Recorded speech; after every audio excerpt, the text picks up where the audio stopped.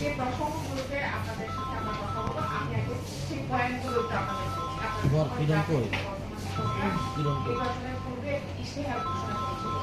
সেই ইশতেহারে তাদের কিছু গুরুত্বপূর্ণ বিষয়ে তারা নির্দেশনা দিয়েছিলেন এবং সেই নির্দেশনার আলোকে কিন্তু সরকার গঠন আমাদের 18 ফেব্রুয়ারি এই সরকার গঠন করেছে। আপনারা জানেন, তো 18 ফেব্রুয়ারি সরকার গঠন হওয়ার পর সরকার তার যে অগ্রাধিকার কার্যক্রমগুলো সেগুলো ইতিমধ্যে আমরা দেখেছি যে কার্যক্রম শুরু করেছে এবং সেই বিষয়গুলোকে জনগণকে অবহিত করার জন্য তাদের যে নির্বাচনী প্রতিশ্রুতি রয়েছে সেই লক্ষ্যে আজকে এই প্রেস ব্রিফিংটি একটা একেবারে আমাদের জন্য তথ্য সম্প্রচার মন্ত্রণালয় থেকে লিখিত একটি প্রেস ব্রিফিং আসছে। তো এই প্রেস ব্রিফিংটি পাঠ করার জন্য আমি আমাদের জেলা তথ্য অফিসারকে অনুরোধ করছি।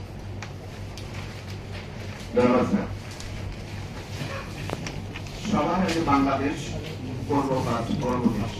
এই দর্শনের স্থিতি গ্রাম আলোকে একটি মানবিক অন্তর্ভুক্তি ও জবাবদিহিমূলক রাষ্ট্রনীতি বিনির্মাণে নির্বাচনী অঙ্গীকার বা প্রতিশ্রুতি ঘোষণা করা। আপনাদের লেখনের মাধ্যমে যেন এই যে সরকারের কার্যক্রমগুলো, এই যে মেসেজগুলো জনগণের কাছে পৌঁছে, জনগণ যেন জানতে পারে যে সরকার তাদের ভাগ্য উন্নয়নের জন্য, বাংলাদেশকে গড়ে তোলার জন্য কি কি উদ্যোগ গ্রহণ করেছে। আমাদের যে বর্তমান সরকারের যে মাননীয় প্রধানমন্ত্রী তার যে ফিলোসফি দেন, তিনি বলেছিলেন যে উই হ্যাভ এ প্ল্যান, এবং প্ল্যানের প্রথম ওনার যে একেবারে সংক্ষিপ্ত বিষয় যেটা, সেটা উনি সবসময় যখন কথা বলেন, আমরা যেমন কিছুদিন আগে আপনারা জানেন যে জেলা প্রশাসকদের নিয়ে 64 জেলার জেলা প্রশাসকদের নিয়ে বছরে একটি সম্মেলন হয়। সেই জেলা প্রশাসক সম্মেলনে তিনি বারবার এই উচ্চারণটি দৃঢ়ভাবে উচ্চারণ করেছেন যে সবার আগে বাংলাদেশ কর্মকাজ গর্বদেশ। তার মানে আমাদেরকে কাজ করার প্রতি তিনি কিন্তু আহ্বান জানিয়েছেন। সো এখানে আমাদেরকে অলস বসে থাকার সুযোগ নেই, বেকার বসে থাকার সুযোগ নেই।